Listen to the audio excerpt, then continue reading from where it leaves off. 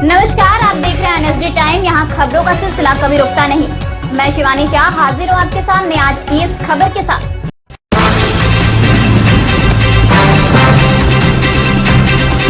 बलिया जनपद के पन्ना ब्लॉक अंतर्गत वार्ड नंबर 18 से जिला पंचायत सदस्य पद के प्रत्याशी भूपेंद्र कुमार सिंह उर्फ भोला सिंह से एनएसडी टाइम्स की टीम ने मुलाकात की और भूपेंद्र कुमार सिंह उर्फ भोला सिंह से जाना कि यदि आपके क्षेत्र की जनता आपको नेता के रूप में चुनती है तो आप अपने क्षेत्र के लोगों के लिए क्या कुछ करेंगे। तो भूपेंद्र कुमार सिंह उर्फ भोला सिंह ने बड़ी ही संजीदगी के साथ जवाब दिया कि यदि मुझे मेरे क्षेत्र की जनता अपने सपनों को साकार करने के लिए चुनती है तो मैं उनके सपनों को पूरा करने में अपना पूरा 100% समय निश्चल भाव से देने का प्रयास करूंगा। आइए जानते हैं अजय कुमार की इस रिपोर्ट में कि क्या कुछ कहा भूपेंद्र कुमार सिंह उर्फ भोला सिंह ने। वहाँ भेदभाव था, वहाँ एक अपने लोगों को कैसे खुश किया जाए और जिसका नतीजा होता था कि पात्र व्यक्ति वंचित हो जाता है। और देश का मान, अब मोदी जी के बारे में तो हम लोग क्या कहें, आज भाई सुरक्षित हैं। आज लग रहा है कि भारत भी कोई देश है, भारत में भी कोई नेता है, कोई पार्टी है और उन्हीं के पद चिन्हों पर उत्तर प्रदेश की सरकार भी चल रही। जो संगठित अपराध, आखिर ऐसा क्या गांव के लोग गुनाह करते हैं कि उनको 24 घंटे बिजली नहीं मिलनी चाहिए? सिर्फ शहरों में क्यों 24 घंटे बिजली मिलनी चाहिए? सिर्फ शहरों में ही क्यों पक्की सड़क होनी चाहिए? सिर्फ शहरों में ही क्यों पक्के किसी भी समाज का आदमी है तो उसको मिलना है। अगर स्वच्छता अभियान में शौचालय बनना है, कोई गरीब है उसकी मकान बननी है, अगर कोई किसान है तो उसकी आर्थिक मदद करनी है, तो वो किस समाज से आता है, किस परिवार से आता है, इसका कोई उल्लेख नहीं।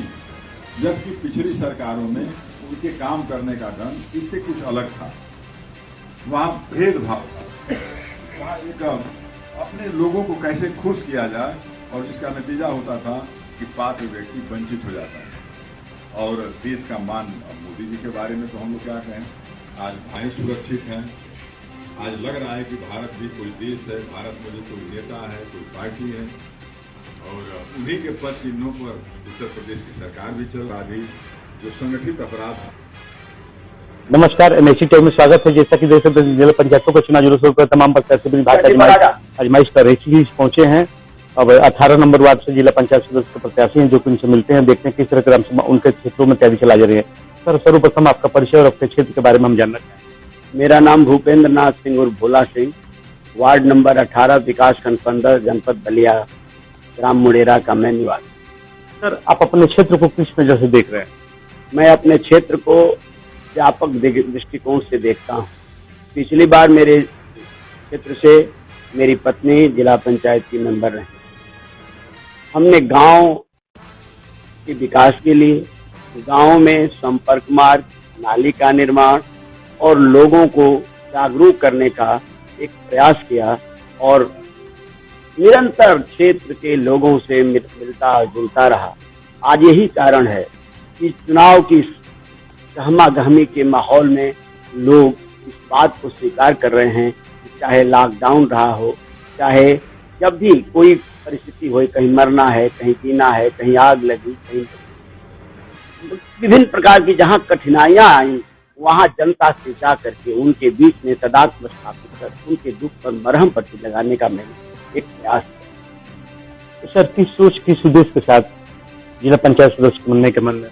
जिला पंचायत सदस्य एक छोटा सा पद है, पर राजनीति में सेवा के भाव से मैंने अपने जीवन को, सिर्फ विद्यार्थी जीवन की राजनीति से निकलने के बाद एक प्रयास किया।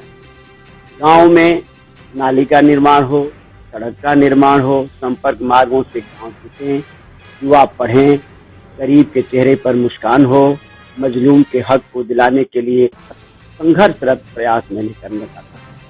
जिस उम्मीद के साथ आप मैदान में वो आए हुए हैं, क्या लगता है कि अब क्षेत्र की जनता आपको कितना सराहेगी? सर, क्षेत्र की जनता साक्षात भगवान है।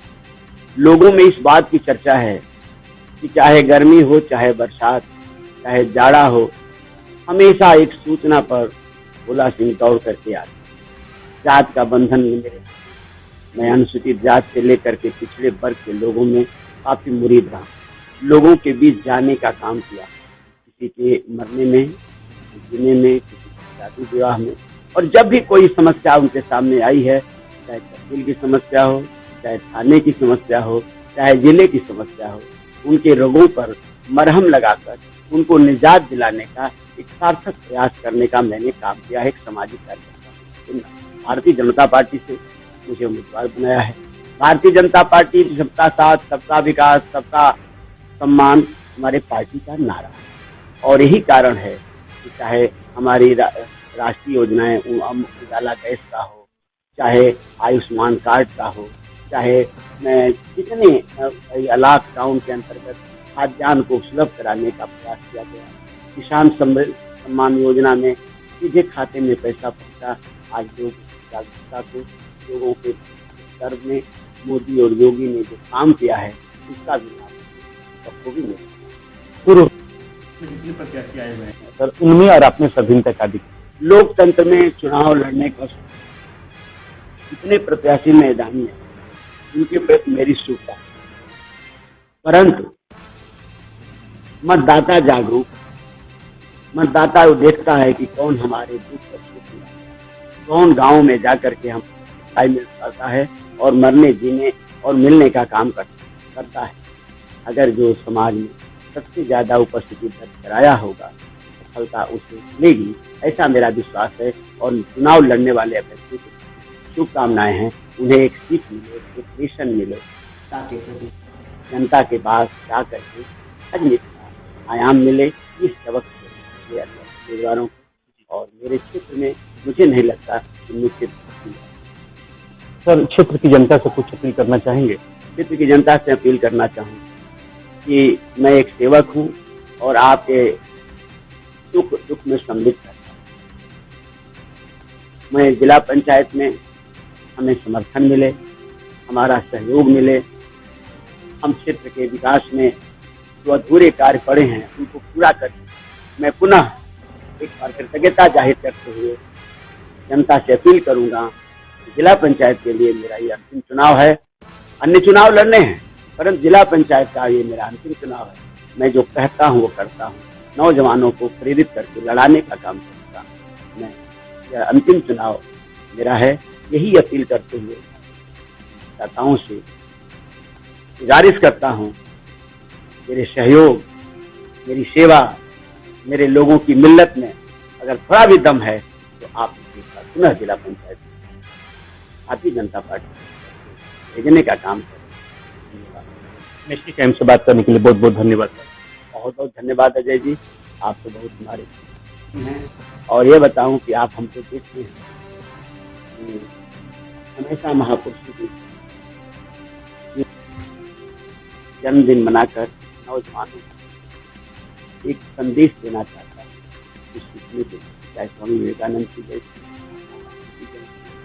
स्वर्गीय चंद्रशेखर की जयंती, इन महापुरुषों से हम आचरण सीखकर नौजवानों में एक तालीम देना चाहते हैं, नौजवानों को प्रेरित करना चाहते हैं कि हमारे जो अमर सेनानी, हमारे जो पुरुष हैं, उनके आचरण को हम अपने जीवन में उतारेंगे, सीख समाज का विकास और पूर्व के समय में आपके क्षेत्र में जो भी विकास कार्य हुए हैं उन कार्यों से कितना संतुष्ट हैं? उनसे बेहतर कार्य क्या करेंगे? सर, मेरे वार्ड नंबर में अंतिम गांव पड़ता है दोहरा, विधानसभा का क्षेत्र का भी अंतिम गांव है और लोकसभा सलीमपुर का भी। मैंने वहां विकास के लिए पहले बार जिला पंचायत के पहले सत्र में आरसीसी का निर्माण कराया। कहमलपुर में हॉस्पिटल रोड पर लोग बरसात में गिर जाते थे, वहां सड़क का निर्माण कराया। सतरसर की पासवान बस्ती में बजबजाती नालियों को नाला का निर्माण करके स्वच्छता का संदेश देने का काम। सहराजपुर में नहर से लेकर संपर्क मार्ग में आरसीसी का निर्माण कराया। लखनापार से राजभर बस्ती तक मैंने पिच का निर्माण कराया। 15 राजबहार से महुलान पार में हमने आरसीसी का निर्माण कराया। 21 से बहुनौली में हमारा पिच का काम आरम्भ हो चुका है। 15 नहर से पंचायत भवन बर्मा तक बीच का कहीं में स्कूल का निर्माण। ग्राम पंचायत मुडेरा और सरनी के बीच में एक लंबी सड़क जिला पंचायत से मैंने बना दोनों गांव को जोड़ने का एक सार्थक प्रयास किया है। मैंने अन्य भी प्रस्तावित मेरे कार्य हैं, जैसे लखना पार बूथ बनता है, सड़क से बूथ तक सड़क आरसीसी कराने का काम प्रक्रिया भी हुआ नहीं है। वैसे ही मोहलान पार में प्राइमरी स्कूल तक बच्चों को जाने के लिए मैंने एक छोटा सा प्रयास 35 गांव सभाओं में लगभग 60% गाँव में कुछ न कुछ काम करा करके लोगों अपनी उपस्थिति का एहसास कराने का, इसमें बड़ी मदद मेरे सांसद और संजय यादव के द्वारा। मैं आपको बताऊं, जिला पंचायत के अतिरिक्त रक्ति में 6.6 पर पुल निर्माण की व्यापक मांग चली आ रही